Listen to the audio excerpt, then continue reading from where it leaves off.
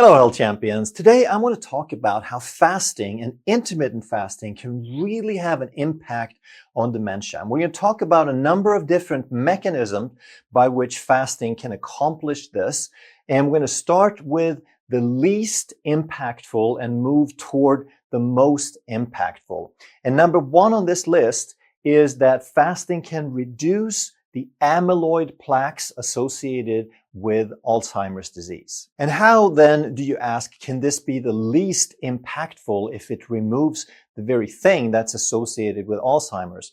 And it's because it is only preliminary evidence. It's not like super strong. And most of the evidence or tendencies have been found in animal studies. And these amyloid plaques form when improperly processed protein fragments called amyloid precursor proteins turn into these toxic beta amyloid fragments, and then that causes the plaquing in the brains of people with Alzheimer's. And the way that fasting can address this is that any misfolded protein, which these beta amyloid fragments, these beta amyloid plaques, they're misfolded proteins, they're improperly shaped proteins.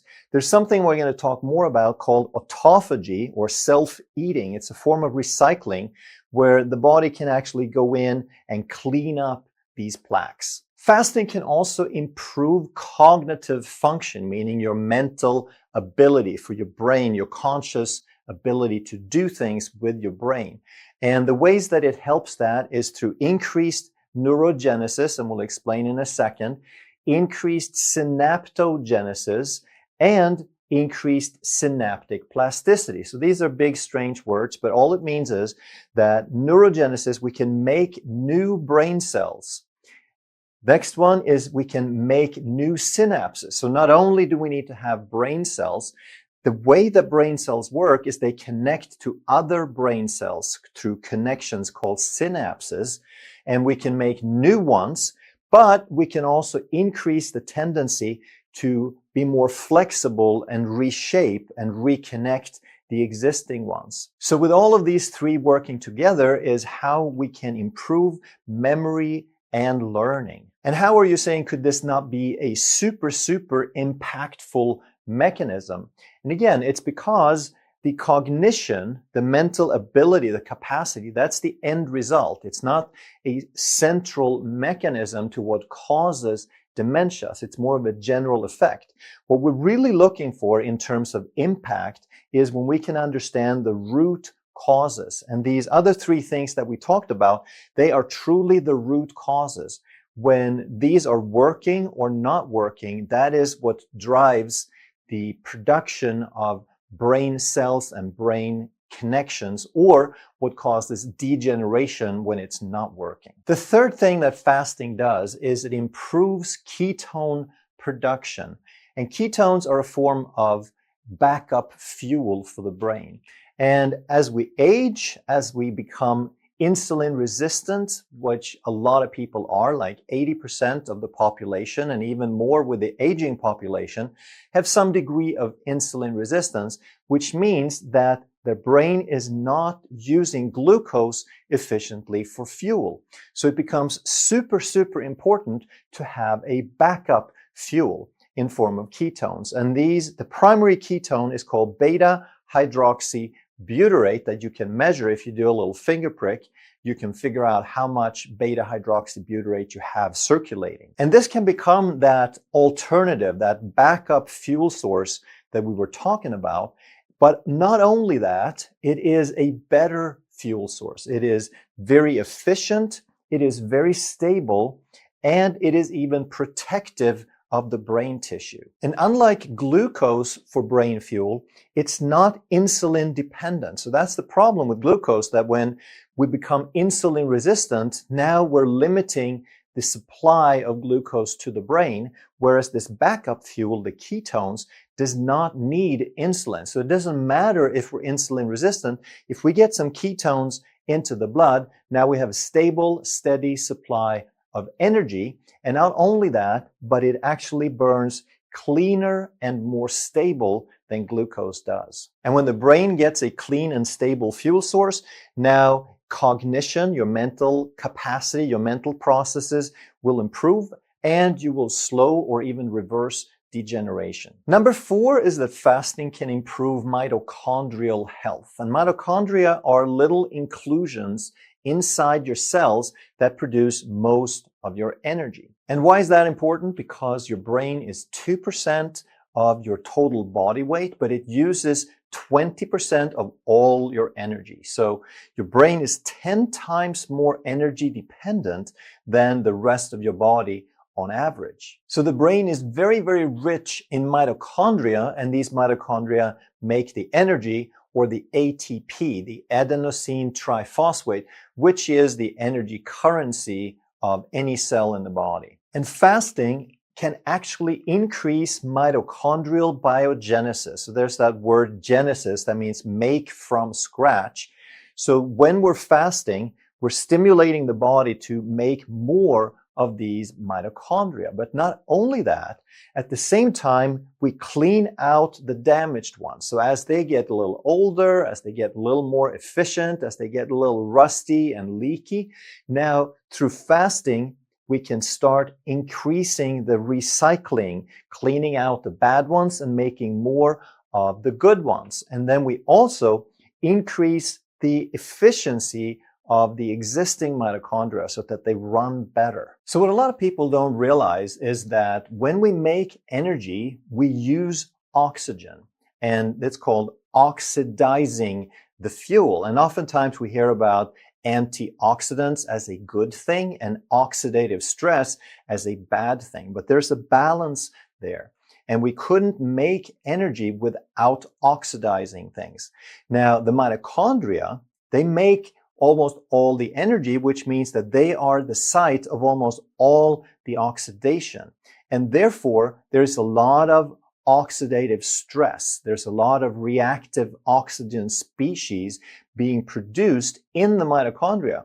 So if we can make new ones, if we can clean out the old ones, and if we can make the existing ones run more efficiently, now what we're doing is we're reducing the oxidative stress, the reactive oxygen species, and we are helping the body, we're helping our cells, especially brain cells, create more energy and cleaner energy. So now we're getting into the really powerful mechanisms here. And number 5 is that fasting can increase BDNF, brain-derived neurotrophic factor. So this is a hormone that's generated in the brain, and you want to think of it as Miracle-Gro. Whatever Miracle-Gro does for a plant, which is a plant fertilizer, it makes things grow faster. That's what this hormone does for the brain. So these things we talked about earlier, the increased neurogenesis, the synaptogenesis, and the increased synaptic plasticity, meaning making new brain cells, making new connections, and making the brain more flexible at creating and managing these connections. This is what's at the heart of making healthy brain tissue and functioning brain tissue. And this doesn't have to be as strenuous or difficult as most people imagine fasting to be. With just 16 to 18 hours of a fasting period, which means that you're not eating throughout the night, and during the day, you limit your eating to about a 6 to 8 hour period. You can still have 2 or even 3 meals in that time period, but you go 16 to 18 hours without food, and doing just that, you increase your BDNF by 50 to 100% compared to if you eat all day throughout the day. If you occasionally or consistently do 1 meal a day where you go 24 hours without food, now you double that amount of brain-derived neurotrophic factor. And if you were to go 48 hours, then you double it again. You're up to 200 to 400% increase. So if you want to do that, that's great. And you might want to consider that occasionally, but you don't have to do extreme long-term fasting all the time to get most of these benefits. And that's one more way that fasting can slow, or in some cases, even reverse the decline and the degeneration leading to dementia. But there's one more factor that you should really absolutely be aware of. And if we take these same numbers and we put them on the next page, and then we add exercise to this fasting period, to this intermittent fasting, now we get more leverage. We get one more thing. And if you just do a brisk walk, not leisurely, because a leisurely walk doesn't really have that much of an impact. You could get 10, 20, 30% increase maybe, but a brisk walk for 45 minutes or more will increase your BDNF by 80 to 120%. So now we have one more factor that gives you a similar benefit. And the way that exercise works on BDNF is that the higher the intensity, the more BDNF the body produces. So if you were to do a high intensity interval training for just 10 minutes, but it could be intervals within this 10 minutes. So you could do a warm up and then you do sprints, or you do something strenuous on an exercise bike for 30 to 60 seconds at a time, and you do a few of those within a 10-minute period of time. Now you can actually increase this 150 to 200%. If you do these exercise sessions longer, then you increase these numbers. If you do them shorter, then you decrease these numbers somewhat, but you get a general idea here. And the other critical component to understand is that when we exercise or when we fast, we're putting a kind of stress, a beneficial stress on the body that makes the body want to get better. So it makes these hormones so that the brain gets better at adapting. But these hormones are only the first step. The second part of this is stimulation. We need to give the body a reason. We need to give it some information, some input for how to connect these pathways and how to create these neural networks. It can't just sit at rest and make useful networks. It has to be tied in to some activity. And that's what exercise does. So exercise is the other critical component to creating these new synapses and these new brain cells. So what you want to do is you want to start off with the intermittent fasting period, and then you add on the exercise on top of that so that you combine them. And if you do your exercise in a fasted state, then you're adding on top these, it becomes a summation effect. So what you want to do is get into doing a 16 to 18 hour fasting period daily, like every day. That's your normal lifestyle. And then on that, you add the daily walk. And then even though HIIT, or high intensity interval training, is even more powerful at producing BDNF, you don't want to do too much of it, because there is such a thing as too much of a good thing. So you want to limit your high intensity interval training to about twice a week, and don't try to push it too far. Don't try to go 20 or 30 or 40 minutes on that, because it's going to be too much stress. It's going to start breaking you down. Now, I'm assuming if you're watching this video that you are a little bit older, because that's typically what my audience is, but also that if you're caring about dementia already, unfortunately, you're probably a little bit older. I wish more young people in their 20s really looked at this and said, I'm going to take this seriously. But most people are going to be a little bit older. And if you're 20 years now, you can do a lot more hits. Your body has more resilience, it has more reserves and adaptability. Because here's the problem with dementia. There is a point of no return. That when we're talking about preventing and reversing dementia, it depends on how far gone it is. And if you want to prevent something, the best time to start is right now, or before it's gone too far. So if you think about function as here having 100% function, that's when we're young. And then if we look at damage, as we age, then we start with virtually no damage. And then throughout life, we see the damage increase. So that would be the damage over here. But then on the other axis, on the other scale, we look at the brain's ability to regenerate, the brain's ability to be plastic and flexible and heal. And that unfortunately goes the other way.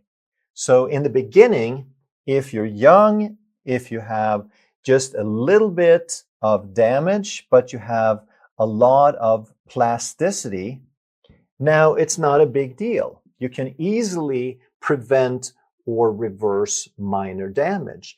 But there comes a point where the damage kind of exceeds the body's ability to regenerate, where the damage exceeds the plasticity. And this is sort of, it's not like a hard, cold break, but it's kind of where we reach that point of no return. And the other part of the problem, which is equally big, is that not only the body's ability, not only the plasticity, but the body's, the brain's, the person's motivation also goes down. It pretty much follows the plasticity. It follows the brain's strength, because the strength of the brain is the same pretty much as your motivation.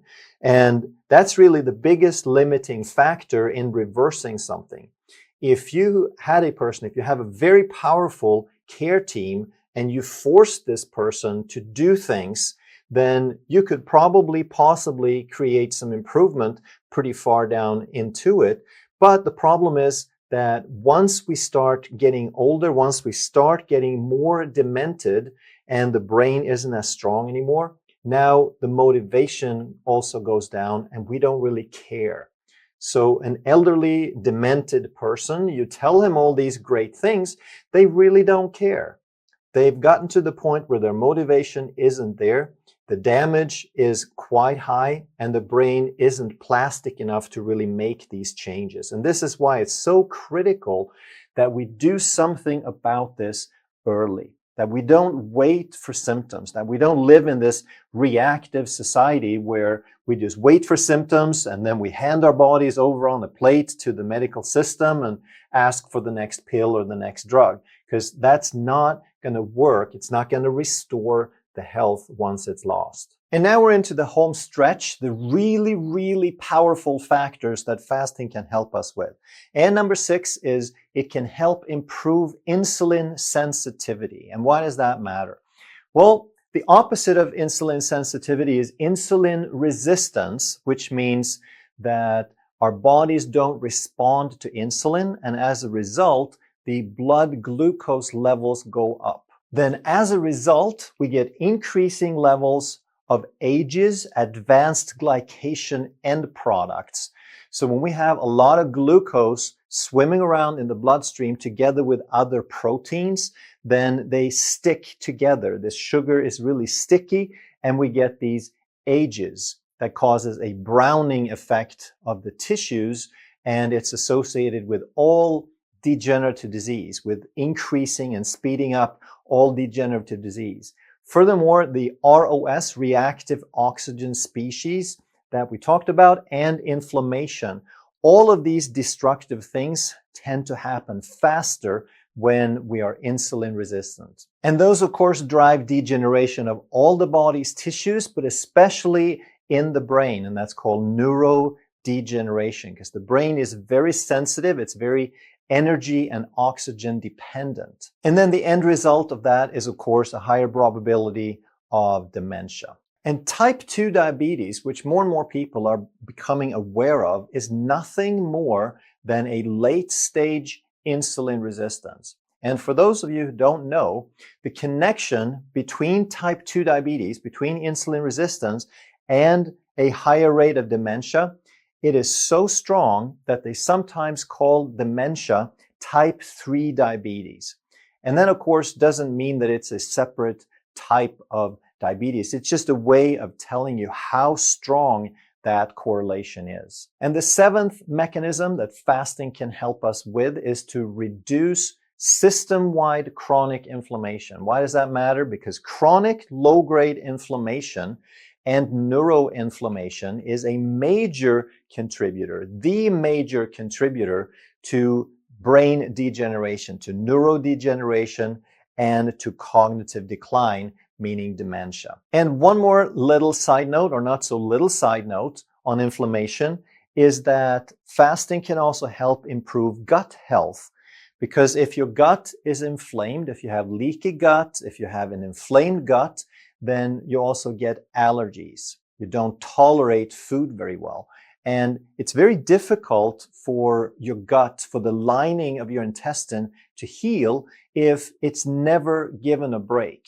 If every 2 to 3 hours there's something else coming through that your gut has to process, then it doesn't really get a break. But if you give it 16 to 18 hours a day, then that is a time where it can heal, where you can improve your tolerance to food, and where you can reduce the inflammation in the gut that can cause inflammation in other parts of the body. And the biggest way that fasting can affect mental health and prevent or slow dementia is through something called autophagy. And fasting is the most powerful way to activate autophagy. The other way is exercise. So again, you can do them and you want to do them together consistently. But imagine that there is this city, and in the city, there's no one cleaning up the waste. Everyone's just dumping it in the street, which is incidentally what they used to do hundreds of years ago, which is why a lot of diseases would spread. And imagine that the trash is piling up, there's pollution, there's rats and cockroaches. It's just a nasty, nasty place. So to clean this up and to make this livable, of course, you want to send in a cleaning crew that can start taking care of this stuff, that can scoop it up and get rid of it. And if you're really advanced, ideally, what you'd like for this cleaning crew to do is to be selective, to know what is truly trash and get rid of it, and to know what is recyclable, what can we reuse, what has some value. And in the body, almost everything has value, because as cells break down, as things get old, it's the same materials. It's the fat, protein, and carbohydrates. We burn the carbohydrates for fuel, but the fat and protein and cellular components, to a large degree, we can reuse them again. And that's what happens during fasting. When we're not adding more food all the time, we're not adding more resources, especially protein, the protein becomes scarce and very precious. So now we go into every nook and cranny and we start cleaning up the body and we start recycling those materials. But there's an additional way that this autophagy is so critical for the brain, because the brain, it's like its own environment. There's something called a blood-brain barrier that keeps the brain separate. A lot of the immune cells that we have in the body, that's circulating through the body, they don't exist in the brain. So the cleanup crew in the brain is very, very limited. And almost the only way to really bring this cleaning crew out and get it activated in the brain is through this mechanism called autophagy, which again, we activate primarily with fasting and exercise. So you want to think of this blood-brain barrier as restricted access, that the immune cells in the brain are separate, and we can only get past this restricted access really with fasting. So the brain doesn't have as good a cleanup crew as the rest of the body. So if we have a brain trauma, then it is critical that we don't eat a bunch of junk. That's the most important time that we should avoid sugar, we should avoid carbohydrates that raise insulin and raise oxidative stress and neuroinflammation. And that's the best time, if ever, that we want to do some fasting and really have this autophagy, this restricted access cleaning crew and recycling crew kick in. And here's just a very limited list of all the hundreds of different things that we can recycle. We can recycle these damaged mitochondria that we talked about.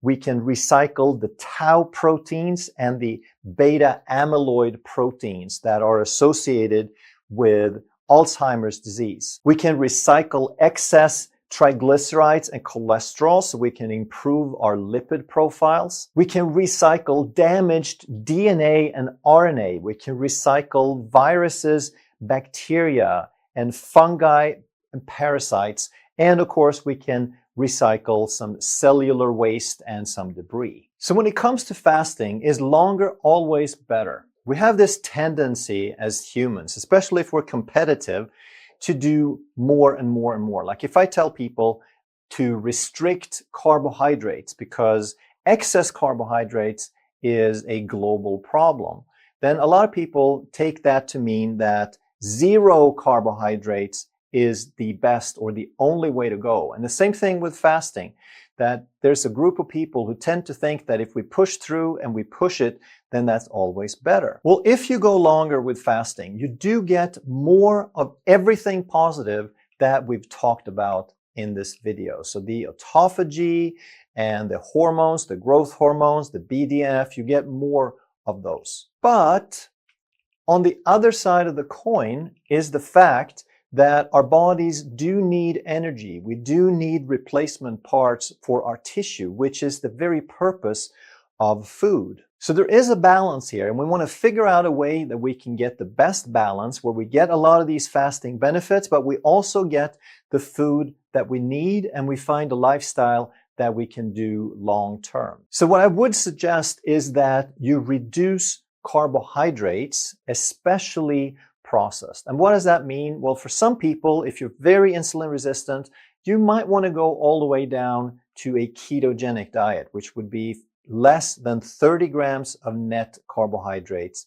for some people. But I still suggest that you get a lot of leafy greens and a lot of non-starchy vegetables so that you can keep your gut flora going. Now, for other people, a low carb diet could be anything less than 100 grams. It depends on your metabolic health. It depends on your activity level, your age, how stubborn, how resistant your body is, how long you've had it, etc. But for most people, what reduced carbs is going to do, it's going to stabilize your blood sugar, it's going to stabilize your energy levels, and it's going to stabilize your cravings to make it easy to do the intermittent fasting. If you keep eating these processed carbs, it's not that you couldn't still get benefits from intermittent fasting, or you can pull it off and get the results, but it's just so much more difficult for most people because the processed carbs will maintain your cravings so you feel deprived. Whereas if you reduce carbs and processed foods and you get everything stabilized, then it's easy thing to do. And then what you do is most days, doesn't have to be every day, don't turn this into dogma, but most days you give yourself a 16 to 18 hour fasting window, which means you still have 6 to 8 hours to eat, for the most part, 2 meals, or for some people that could even be 3 meals, but you give your body a break during 16 to 18 hours. And then, like I mentioned, you combine it with exercise because that also increases these hormones, but it also provides the stimulation for you to rewire and regenerate that brain tissue. And that's really the foundation, 16 to 18 hours. However, if you like, some people do even better just eating once a day. Then you get the 24 hours. For some people, you could do that every day. Other people might want to do it once a week. Don't make this difficult. Just move in that direction and see what works for you. And then what I think is also a good idea, it's not something you have to do, but it's probably a good idea to do a 2 or a 3 or a 4 or a 5 day water fast, maybe 2 times a year, maybe 4 times a year, every quarter, every 6 months. And what that will do, it will get you into those intensely deep levels of autophagy and regeneration. If you enjoyed this video, you're going to love that one. And if you truly want to master health by understanding how the body really works, make sure you subscribe, hit that bell, and turn on all the notifications so you never miss a life-saving video.